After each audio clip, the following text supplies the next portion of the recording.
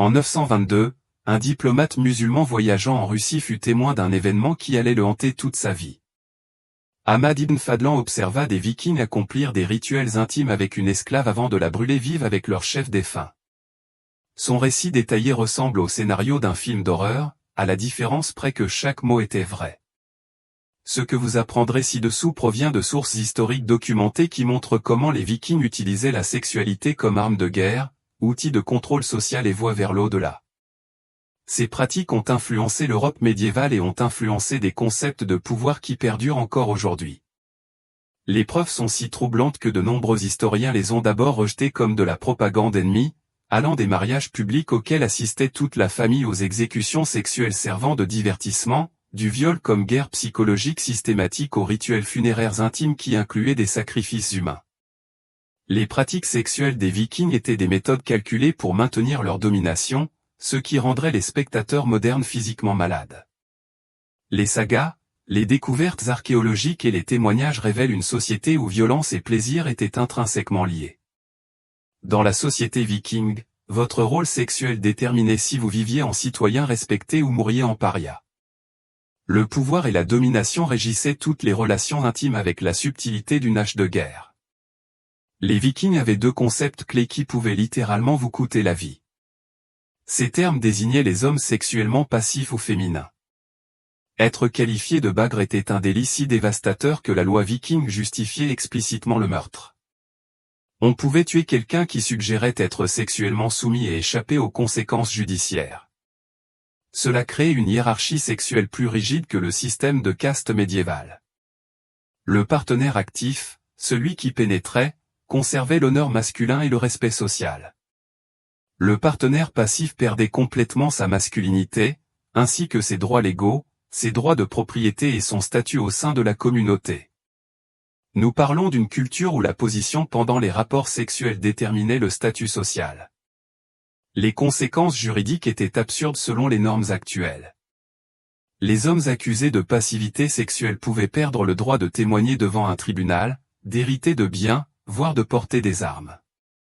En résumé, une mauvaise performance au lit pouvait vous priver de votre citoyenneté.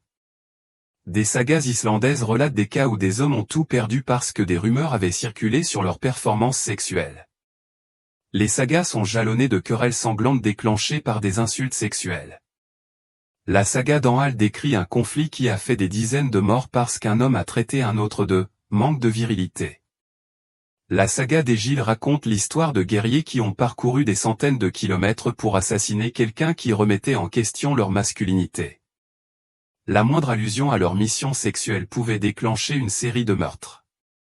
Les femmes pouvaient utiliser ces insultes comme des armes. Les sagas décrivent des épouses qui détruisaient la réputation de leur mari en remettant publiquement en question leur performance sexuelle. Une femme, dans la saga, a divorcé de son mari et a ruiné son statut social en le déclarant trop doux au lit. L'obsession de la domination sexuelle a engendré un cycle de violence. Les hommes étaient constamment contraints de prouver leur masculinité par l'agression, ce qui a engendré davantage de conflits, exigeant à leur tour davantage de démonstrations de domination. La violence sexuelle est devenue un outil de contrôle social, la menace d'être qualifié de passif sexuel permettant de maintenir les hommes dans le droit chemin et de renforcer les structures de pouvoir qui ont façonné la société viking. Les Vikings ont fait de l'agression sexuelle un art de destruction psychologique. Ils comprenaient que briser l'esprit d'un homme était plus efficace que le tuer. Les sagas décrivent le klofog, ou coup honteux, qui consistait à couper ou poignarder les fesses d'un ennemi vaincu pour symboliser la pénétration anale. Il ne s'agissait pas d'une violence aveugle, c'était une humiliation calculée visant à marquer la victime comme sexuellement vaincue. La beauté de ce système, du point de vue des Vikings, résidait dans la possibilité de détruire la masculinité d'autrui sans avoir à accomplir l'acte même. Mais les Vikings allaient souvent au-delà du symbolisme. Les ennemis vaincus, en particulier les chefs et les guerriers, étaient soumis à des agressions sexuelles systématiques visant à transférer la masculinité de la victime au vainqueur. La saga de Bolsinga décrit comment les rois emprisonnés étaient soumis à un viol public pour démontrer leur défaite totale. Selon la croyance viking, forcer une personne à jouer un rôle passif la privait de son essence masculine et la transmettait au vainqueur. Les effets psychologiques étaient dévastateurs et inévitables. Un homme victime d'abus sexuels ne pouvait pas retourner dans sa communauté avec son honneur intact. Souvent, son propre peuple le rejetait, le considérant comme indigne d'un homme. Certaines victimes préféraient se suicider plutôt que de vivre avec la honte. D'autres devenaient des parias, errant entre les communautés et considérés comme des monuments vivants de la domination viking. Les Vikings pratiquaient l'esclavage sexuel à l'échelle industrielle. Les marchés aux esclaves de Dublin et d'York regorgeaient de prisonniers destinés à un usage intime. Les sagas décrivent avec précision comment les pillards divisaient les individus comme du bétail, réservant les plus séduisants pour les collections personnelles de leurs chefs. La saga des Jom Vikings mentionne le comte Sigbaldi détenant une multitude de prisonnières irlandaises et les traitant comme des objets interchangeables pour son plaisir. La loi viking a créé un système à deux vitesses qui donne aux notions modernes d'inégalité une apparence progressiste. Les femmes libres bénéficiaient d'une protection complète contre les agressions sexuelles, tandis que les prisonnières n'avaient aucun droit. Tout homme libre pouvait exploiter sexuellement un esclave, et tuer une femme pour résistance était rarement considéré comme un crime. Le droit islandais médiéval stipulait que le viol d'une femme libre était passible de la peine de mort, tandis que le viol d'un esclave n'entraînait qu'une amende équivalente à une dégradation matérielle. L'ampleur de ce système était stupéfiante. Des vestiges archéologiques découverts à Dublin suggèrent que jusqu'à 30% de la population était composée d'esclaves, dont beaucoup étaient capturés spécifiquement à des fins sexuelles. Les Vikings ont créé toute une économie fondée sur la traite des êtres humains à des fins d'exploitation intime. Cette déshumanisation systématique avait un objectif stratégique.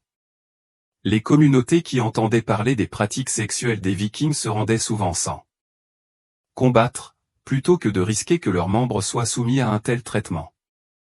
La simple menace de violence sexuelle devint une arme de conquête plus efficace que n'importe quelle épée. En comparaison, les mariages vikings faisaient paraître les émissions de télé-réalité modernes plus élégantes. L'intimité était non seulement rare, mais aussi juridiquement problématique et potentiellement coûteuse. La famille de la mariée devait assister au premier rapport sexuel du couple pour garantir le bon déroulement du mariage.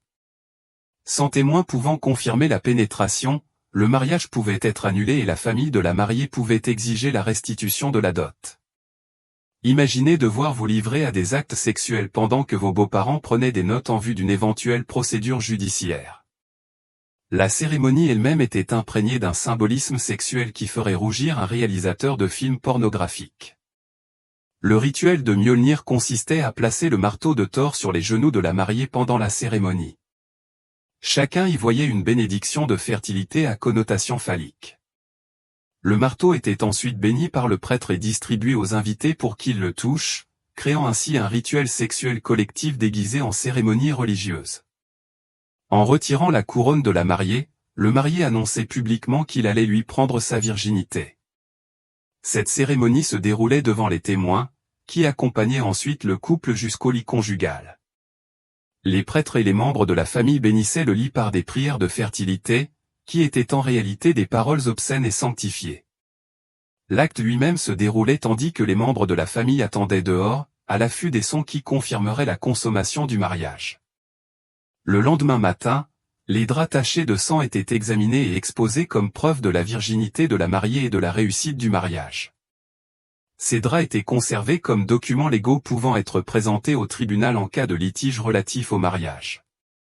Dans certains cas, des membres de la famille de confiance sont restés présents pendant la cérémonie pour témoigner. La saga Grotty décrit un mariage où l'oncle de la mariée est resté présent pour s'assurer que le mariage soit consommé dans les règles.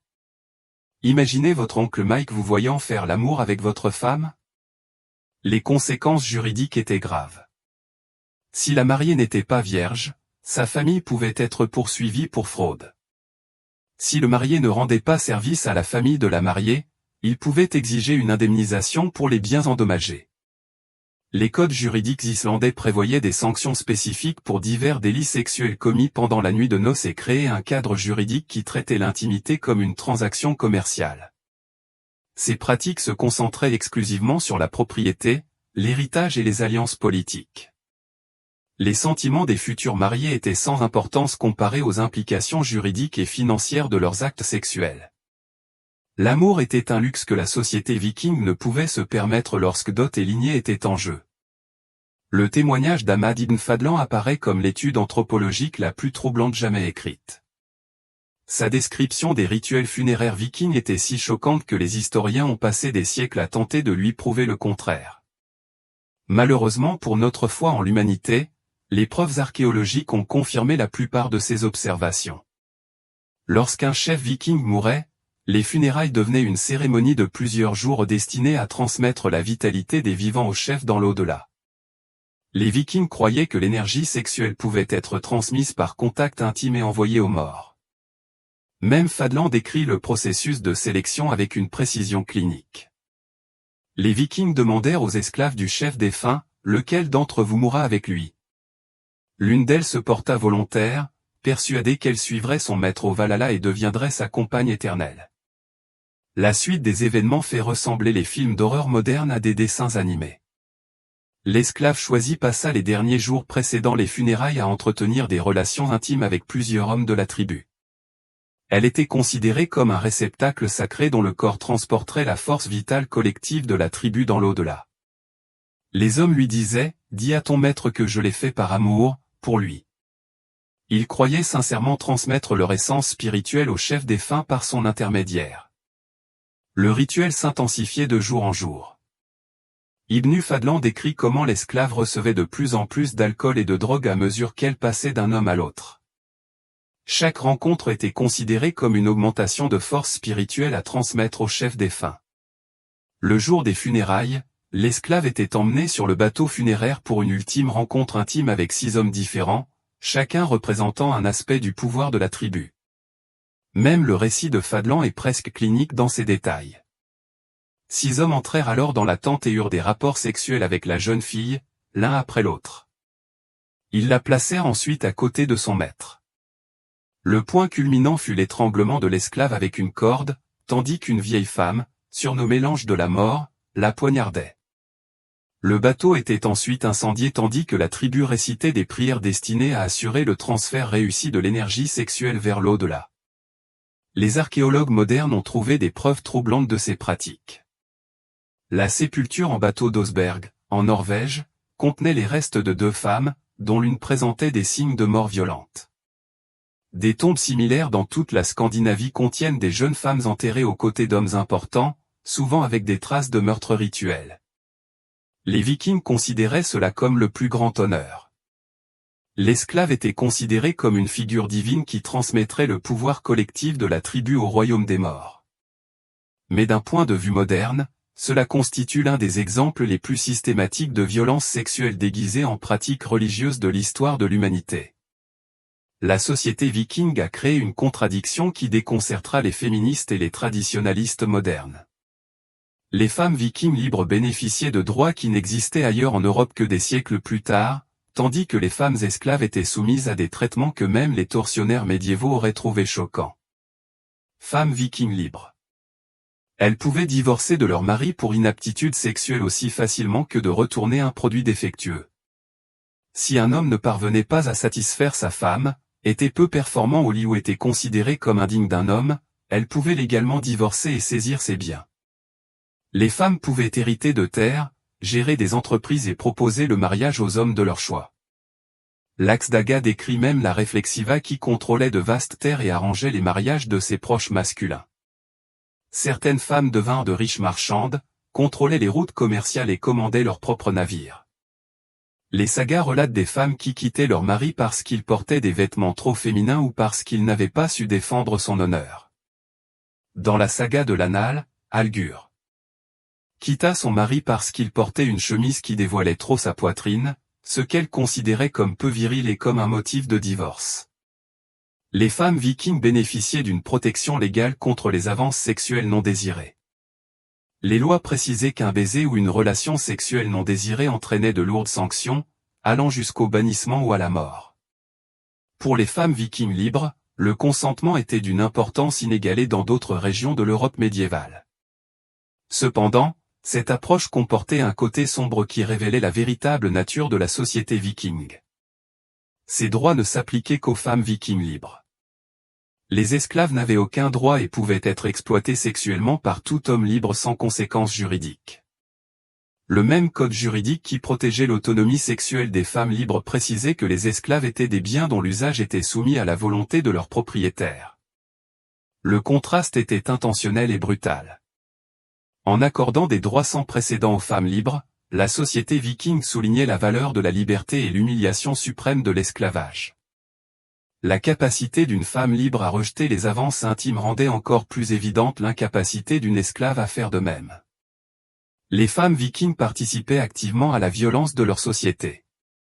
Des vestiges archéologiques découverts sur des sites comme Virka suggèrent que certaines femmes étaient des guerrières, et les sagas décrivent des femmes qui encourageaient leurs proches masculins à commettre des violences sexuelles contre leurs ennemis. Elles comprenaient que leur propre liberté dépendait du maintien d'un système qui asservissait les autres. Si les femmes vikings acquéraient des droits importants à l'âge adulte, les filles étaient souvent exposées ou tuées si leur famille n'avait pas les moyens de les élever. Les sagas évoquent avec désinvolture des parents abandonnant leurs filles non désirées, les laissant à la merci du froid ou des animaux sauvages. Cela a donné naissance à une société où un petit nombre de femmes libres détenaient un pouvoir considérable, tandis que la majorité vivait une vie d'exploitation brutale. L'attitude des Vikings envers les relations homosexuelles a créé une hiérarchie sexuelle si complexe qu'il aurait fallu faire appel à des juristes pour la cerner. L'homosexualité était totalement acceptée tant que les règles concernant la pénétration étaient respectées. Les sagas décrivent des guerriers parcourant l'Europe en quête de conquête sexuelle des deux sexes. L'ancienne saga Roda mentionne des hommes qui avaient à la fois épouse et amante et qui considéraient la domination sexuelle comme une forme de collection de trophées. Tant qu'ils maintenaient leur rôle actif, ce comportement était non seulement accepté, mais célébré. Même les dieux étaient confrontés à la politique sexuelle. Loki était constamment ridiculisé pour avoir pris des formes féminines et donné naissance à des enfants, dont le cheval à 8 pattes d'Odin, Sleipnir. Odin lui-même était critiqué pour sa pratique du cédé, une forme de magie associée aux femmes. La prose décrit comment d'autres dieux remettaient en question la masculinité d'Odin pour avoir pratiqué des pratiques associées aux femmes. La pratique de cédé illustre l'imbrication du genre et de la sexualité dans la culture viking. Les hommes qui pratiquaient cette magie étaient souvent considérés comme sexuellement déviants parce qu'ils endossaient des rôles féminins. Cependant, ils étaient également craints et respectés pour leur pouvoir surnaturel, créant une contradiction, les hommes les plus puissants étaient aussi les plus suspects sexuellement. Le droit viking reflétait ces attitudes complexes avec la précision typique du Nord. Bien qu'il n'existait aucune interdiction spécifique contre l'homosexualité, les accusations de passivité sexuelle étaient sévèrement punies. Les codes juridiques montrent que les fausses accusations de passivité sexuelle étaient prises plus au sérieux que de nombreux crimes violents, avec des peines équivalentes au meurtre. Les hommes qui affichaient des traits féminins, que ce soit dans leurs vêtements, leur comportement ou leurs pratiques sexuelles, risquaient une destruction sociale totale. La pression pour maintenir la domination masculine était si forte qu'elle imprégnait tous les aspects de la société viking. Des choix vestimentaires aux carrières et aux pratiques religieuses, les Vikings ont transformé la violence sexuelle en divertissement public avec l'enthousiasme des producteurs de télé-réalité modernes. La justice accordait autant d'importance au spectacle qu'à la punition, créant un système juridique qui servait de théâtre sadique. Les criminels, reconnus coupables d'infractions sexuelles, étaient soumis à des châtiments visant à les humilier de la même manière qu'ils avaient humilié leurs victimes. Les violeurs pouvaient être victimes d'agressions sexuelles publiques lors de leur exécution, tandis que la foule applaudissait tandis que la justice était rendue avec une violence ironique. Les adultères pouvaient être castrés en public, et la foule considérait l'opération comme un événement sportif. Ces châtiments avaient de multiples objectifs, au-delà de la simple justice, ils renforçaient les hiérarchies sociales par l'humiliation sexuelle et offraient également un divertissement en masse. Leur caractère public envoyait des messages clairs sur la répartition du pouvoir, tout en offrant aux Vikings un prétexte pour assouvir leur goût pour la violence créative. Les sagas décrivent des festins où la violence sexuelle faisait partie du programme de divertissement. Les prisonniers de guerre étaient contraints d'accomplir des actes humiliants pour le plaisir des Vikings, tandis que la foule pariait sur la durée de survie des victimes à diverses formes de torture sexuelle. La saga Viking Holmes mentionne des tournois où les prisonniers étaient soumis à des humiliations sexuelles de plus en plus sophistiquées jusqu'à la mort ou la folie. Les preuves archéologiques corroborent ces récits avec une constance troublante. Les lieux d'exécution témoignent souvent d'une violence ritualisée allant bien au-delà du simple meurtre. Les corps étaient mutilés selon des modalités qui suggèrent que l'humiliation sexuelle faisait partie intégrante du processus de punition. La banalisation de la violence sexuelle comme divertissement explique comment les pillards vikings ont pu commettre de telles atrocités systématiques lors de leur conquête. Ils suivaient des schémas culturels qui non seulement rendaient la violence sexuelle acceptable, mais la célébraient, transformant le viol et la torture en art performatif. Les Vikings ont créé une société où sexe, pouvoir et violence étaient intimement liés avec la précision d'une épée bien forgée. Leurs pratiques étaient des méthodes systématiques de contrôle social, utilisant la sexualité pour renforcer les hiérarchies de pouvoir avec une efficacité brutale. Il ne s'agissait pas d'actes de barbarie aléatoires, il s'agissait de stratégies calculées qui ont façonné l'Europe médiévale et continuent d'influencer notre monde moderne à travers l'ADN, les lois et les concepts de masculinité qui perdurent encore aujourd'hui. L'héritage des Vikings s'est étendu sur tous les continents et a propagé des idées sur la sexualité et la domination aux quatre coins de leur monde. Quelles autres pratiques sexuelles historiques surprendraient les spectateurs d'aujourd'hui ? Dites-moi dans les commentaires quelle civilisation vous aimeriez explorer ensuite.